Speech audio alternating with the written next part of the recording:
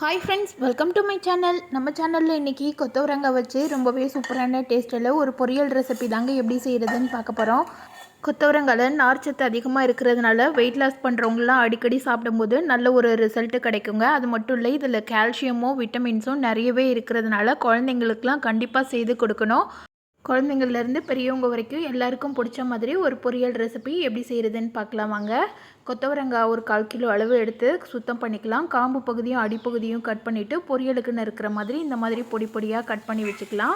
காயை ஃபஸ்ட்டு நம்ம வேக வச்சுட்டு எடுத்துக்கலாம். இது ஒரு அகலமான பாத்திரத்தில் சேர்த்துட்டு காய் முங்குற அளவுக்கு தண்ணி சேர்த்துக்கோங்க.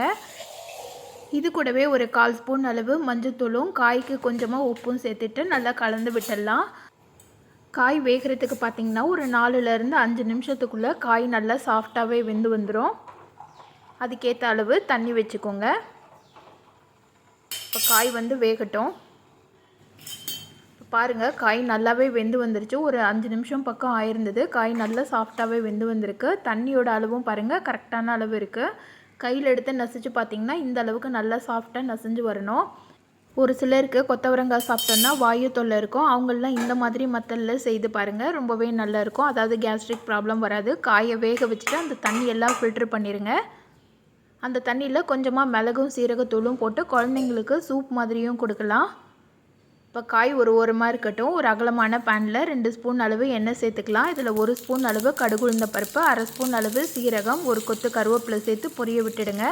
இது கூடவே ஒரு 4-5 பல் பூண்டை 1-2 இடிச்சிட்டு சேர்த்துருக்குறேன். 2 பச்சை மிளகாவை 1-2 கீறிட்டு சேர்த்துக்கலாம்.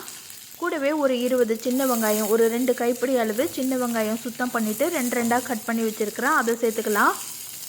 சேர்த்துக்கிட்டு வெங்காயம் லைட்டாக கண்ணாடி பதம் வர வரைக்கும் வதக்கிக்கோங்க. இந்த கொத்தவரங்காய் பொரியலுக்கு பார்த்திங்கன்னா தாளிப்புக்கு சின்ன வெங்காயம் சேர்த்து செய்யும்போது டேஸ்ட்டு ரொம்பவே நல்லா இருக்குங்க. பெரிய வெங்காயத்தை விட சின்ன வெங்காயம் வந்து நல்லா டேஸ்ட்டு கொடுக்கும்.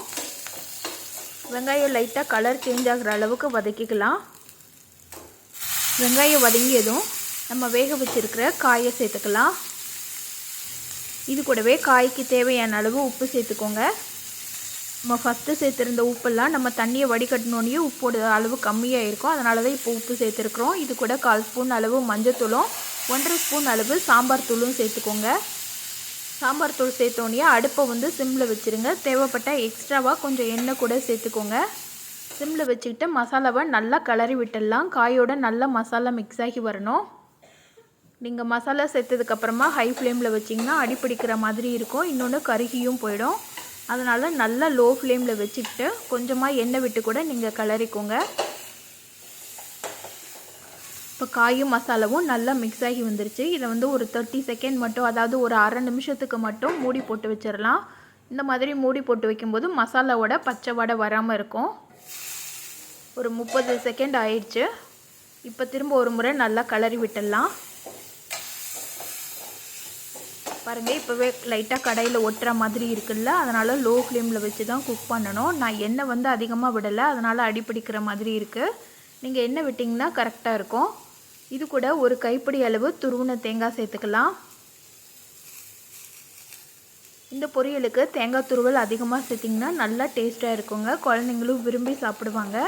இப்போ தேங்காய் சேர்த்துட்டு நல்லா லைட்டாக பரட்டி விட்டுடலாம்.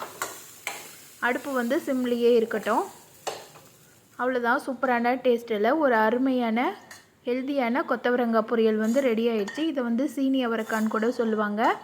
உங்கள் சைடில் என்ன பேர் சொல்லி கூப்பிட்றீங்கன்னு கமெண்ட் பண்ணுங்கள். இந்த டேஸ்டான ஹெல்த்தியான கொத்தவரங்காய் பொரியல் வந்து சாம்பார் சாதம், ரசம் சாதம், காரக்குழம்பு எல்லாத்துக்கூடையுமே ஒரு சூப்பரான சைடிஷாக இருக்குங்க. கண்டிப்பாக செய்து பாருங்கள். செய்து பார்த்துட்டு எப்படி இருந்துச்சுன்னு சொல்லிட்டு கமெண்ட் பண்ணுங்கள். இந்த வீடியோ பிடிச்சிருந்ததுன்னா இந்த வீடியோவுக்கு லைக் பண்ணி மறக்காமல் சேனலை சப்ஸ்கிரைப் பண்ணிவிடுங்க. Thank you friends.